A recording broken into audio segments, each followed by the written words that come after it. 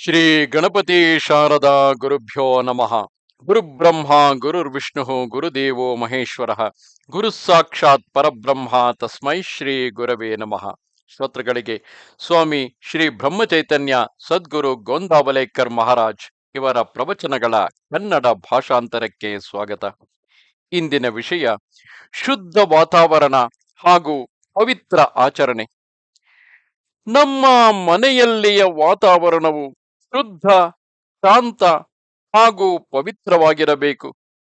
ನಮ್ಮ ಮನೆಗೆ ಬಂದ ಜನರಿಗೆ ತಿರುಗಿ ಹೋಗಬೇಕೆಂದು ಅನ್ನಿಸಬಾರದು.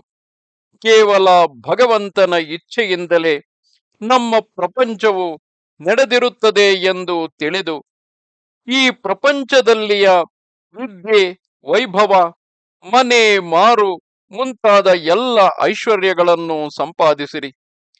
ಒಬ್ಬ ರಾಜಯೋಗಿಯಂತೆ ಪ್ರಪಂಚದಲ್ಲಿ ಎಲ್ಲ ಪ್ರಕಾರದ ಐಹಿಕ ಸುಖೋಪಭೋಗಗಳನ್ನು ಅನುಭವಿಸಿರಿ.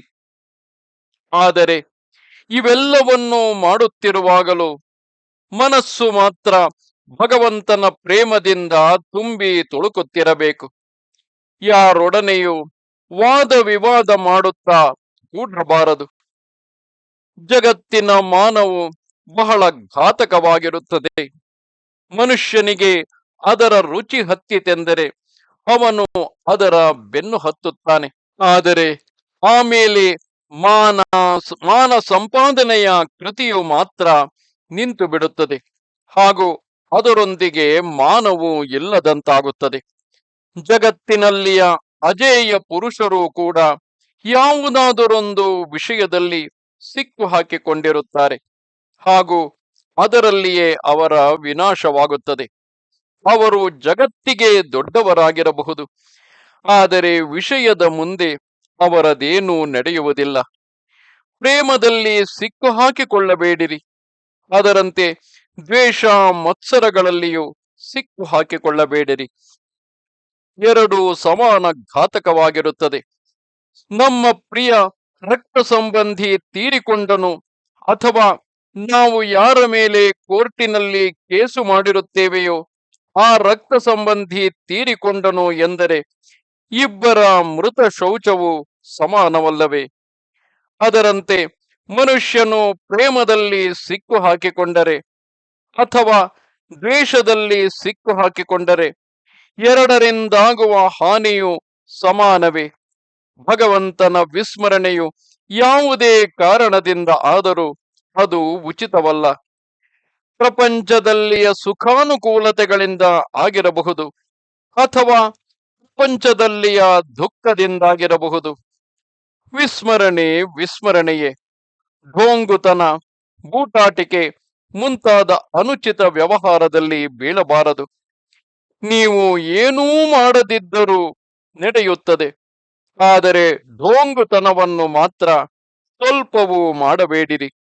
ನೀವೆಲ್ಲರೂ ನನ್ನ ಮೇಲೆ ಕೃಪೆ ಮಾಡಿರಿ. ನಾನು ನನ್ನ ಅನುಭವದಿಂದ ಹೇಳುತ್ತಿರುವೆ. ನೀವು ಸಾಧು ಆಗುವ ಉಪದ್ವ್ಯಾಪದಲ್ಲಿ ಬೀಳಬೇಡಿರಿ. ನಿಮ್ಮ ಕರ್ತವ್ಯಗಳನ್ನು ಭಗವಂತನ ಸ್ಮರಣೆಯಲ್ಲಿ ಮಾಡುತ್ತಾ ಅವನ ಅನುಸಂಧಾನವನ್ನು ಖಂಡವಾಗಿ ಕಾಯ್ದುಕೊಂಡು ಹೋಗಿರಿ. ನಮ್ಮ ವೃತ್ತಿಗಳು ಹೀಗಾಗಬೇಕಾದರೆ ನಮಗೆ ಸಂತರ ಸಹವಾಸದ ಅವಶ್ಯಕತೆ ಇರುತ್ತದೆ. ನಾವು ಸತ್ಸಂಗದಲ್ಲಿ ಇರುತ್ತೇವೆ ಎಂದು ಅನ್ನುತ್ತೇವೆ. ಅಂದ ಮೇಲೆ ನಮ್ಮ ವೃತ್ತಿಗಳು ಏಕೆ ಸುಧಾರಿಸಬಾರದು? ಏಕೆಂದರೆ ಸಂತರಿಗೆ ಏನು ಸೇರುತ್ತದೆಯೋ ಅದನ್ನು ನಾವು ಅನುಸರಿಸುವುದಿಲ್ಲ. ಆದ್ದರಿಂದ ನಮ್ಮ ವೃತ್ತಿಗಳು ಸುಧಾರಿಸುವುದಿಲ್ಲ.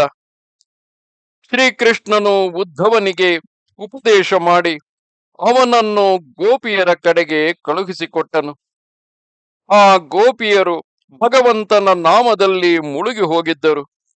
ಅವರ ನಾಮದ ಮೇಲಿನ ಪ್ರೇಮವನ್ನು ನೋಡಿ ಉದ್ಧವನಿಗೆ ಆಶ್ಚರ್ಯವಾಯಿತು. ಅವರಿಗೆ ನಾಮದಲ್ಲಿ ಭಗವಂತನು ಕಾಣಿಸುತ್ತಿದ್ದನು. ಅದನ್ನು ನೋಡಿ ಉದ್ಧವನು ಶ್ರೀಕೃಷ್ಣನಿಗೆ, ದೇವ, ನೀನು ನನಗೆ ಜ್ಞಾನವನ್ನು ಕೊಟ್ಟಿರುವೆಯೇನೋ ನಿಜ, ಆದರೆ ನಿನ್ನ ಭಕ್ತಿಯ ಪ್ರೇಮವು ಅದಕ್ಕಿಂತಲೂ ಶ್ರೇಷ್ಠವಾಗಿರುತ್ತದೆ. ನೀನು ನನಗೆ ಅದನ್ನು ಕೊಡು ಎಂದು ಕೇಳಿದನು.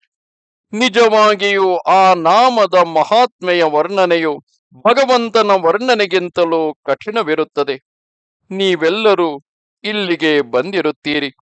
ಇಲ್ಲಿಂದ ಹೋಗುವಾಗ ಭಗವಂತನಿಂದ ಏನಾದರೂ ಕೇಳಿ ಪಡೆದುಕೊಂಡು ಒಯ್ಯುವುದಿದ್ದರೆ ನಾಮದ ಪ್ರೇಮವನ್ನೇ ನೀವೆಲ್ಲರೂ ಕೇಳಿರಿ. ನಮ್ಮ ಜೀವನದಲ್ಲಿ ಸಹಜತೆ ಇರಬೇಕು. ಸಹಜತೆಯಲ್ಲಿಯೇ ಸಮಾಧಾನವಿರುತ್ತದೆ. ನಮಸ್ತೆ ಶಾರದೆ ದೇವಿ ಕಾಶ್ಮೀರ ಪುರವಾಸಿನಿ. ತ್ವಾಮಹಂ ಪ್ರಾರ್ಥಯೇ ನಿತ್ಯಂ ವಿದ್ಯಾದಾನಂಚ ದೇಹಿಮೆ. ನಮಸ್ಕಾರ.